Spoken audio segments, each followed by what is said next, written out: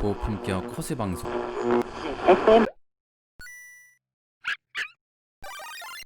안녕하세요. 고품격 커세 방송의 이한입니다. 저번 시간에 이어서 샤갈에 관한 편견 깨는 이야기를 해보겠습니다. 자, 본래 제가 이미 녹음을 끝냈는데 대본을 보고 읽는 방식이 너무 어색한 것도 있고 방송이 너무 길어서 이 부분은 자르고 아예 없애려고 그랬는데 그래도 준비한 게 아까워서 나머지 이야기를 이어서 하겠습니다. 그 샤갈에 대한 편견 첫 번째가 오직 한 여인만 사랑한 로맨티스트 샤갈. 샤갈은 일반적으로 오직 한 여인만 사랑하는 그런 로맨티스트 이미지를 가지고 있죠. 그런데 알고 보면 꼭 그렇지만은 않습니다. 샤갈이 20대 초반에 상트페테르부르크에서 그림을 배우다가 비테프스크로 돌아가죠. 그때 간 이유가 물론 고향에 가는 것도 있지만 자신의 여자친구를 만날 목적으로 간 것도 있어요. 그때 그 본래 여자친구가 그 유대인 의사의 딸 테아와 사귀는 사이였거든요. 여자친구 테아의 집에 갔는데 그날 우연찮게 테아의 친구 벨라가 있는 거예요. 그 벨라를 보고 한눈에 반한 거죠. 그 나중에 벨라와 이제 사귀게 되면서 어떻게 보면 이 테아는 자신의 남자친구를 빼앗긴 거잖아요. 그러니까 벨라에게는 정말 좋은 남자고 평생 곁을 같이 지켜준 남자지만 본래 여자친구 테아에게는 나쁜 남자인 거죠. 벨라가 죽은 뒤에 큰 상처를 받고 그림조차 그리기 힘들었다고 제가 말씀드렸잖아요. 근데 샤갈의 딸 이다가 자신의 지인 버지니아를 이제 소개시켜줬죠. 둘의 로맨스가 처음에는 불륜이었습니다. 알고 보면 버지니아가 원래 이미 결혼한 몸이었거든요. 그 나중에는 이제 파혼을 하죠. 둘의 짧은 인연이 7년 동안 이제 지속되고 아이까지 낳았습니다. 샤갈이 여자친구가 있음에도 불구하고 아이까지 낳았음에도 불구하고 죽은 벨라를 잊지 못하고 일적인 이유도 있어요. 그 사진 관련된 일을 했었거든요. 그래서 여러 가지 이유가 있었지만 어쨌든 샤갈을 떠나게 됩니다.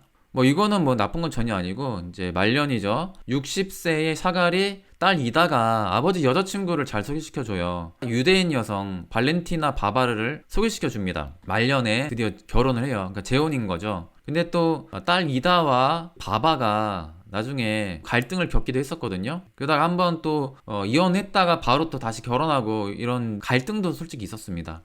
그러니까 이게 뭐 나쁘다는 게 아니라 완전히 그 샤갈이 모든 여자에게 완벽한 로맨티스트다 이런 건 아니라고 이제 볼 수가 있고 샤갈도 사람인 거죠. 물론 샤갈에 대한 환상을 가진 분들께는 죄송합니다.